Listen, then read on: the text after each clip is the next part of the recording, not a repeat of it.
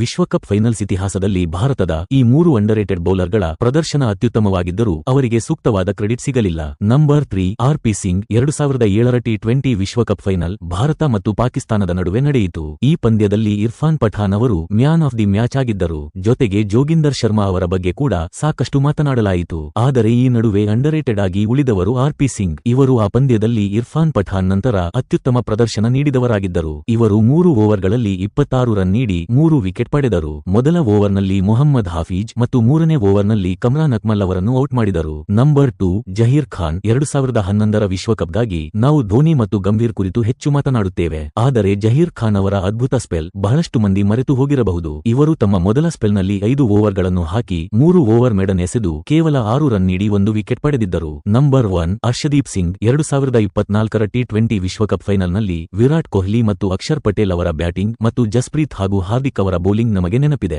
ಆದರೆ ಅರ್ಷದೀಪ್ ಸಿಂಗ್ ಕೂಡ ಅದ್ಭುತ ಪ್ರದರ್ಶನ ನೀಡಿದ್ದರು. ಇವರು 4 ಓವರ್ಗಳಲ್ಲಿ ಕೇವಲ 20 ರನ್ ನೀಡಿ 2 ಪ್ರಮುಖ ವಿಕೆಟ್ ಪಡೆದಿದ್ದರು. 3ನೇ ಓವರ್ನಲ್ಲಿ ಮಾರ್ಕ್ ರಾಮ್ ಮತ್ತು ಸೆಟ್ ಆಗಿದ್ದ ಡಿ ಕಾಕ್ ಅವರನ್ನು ಔಟ್ ಮಾಡಿದರು. ಇದಕ್ಕಿಂತ ಪ್ರಮುಖವಾಗಿ 19ನೇ ಓವರ್ನಲ್ಲಿ ಡೇವಿಡ್ ಮಿಲ್ಲರ್ ಎದುರು ಕೇವಲ 4 ರನ್ ಮಾತ್ರ ನೀಡಿದರು. ಸ್ನೇಹಿತರೆ, ನಿಮ್ಮ ಪ್ರಕಾರ ಈ ಆಟಗಾರರಿಗೆ ಕ್ರೆಡಿಟ್ ಸಿಗಬೇಕೋ ಬೇಡವೋ, ಎಸ್ ಅಥವಾ ನೋ ಎಂದು ಕಮೆಂಟ್ ಮಾಡುವ ಮೂಲಕ ತಿಳಿಸಿ.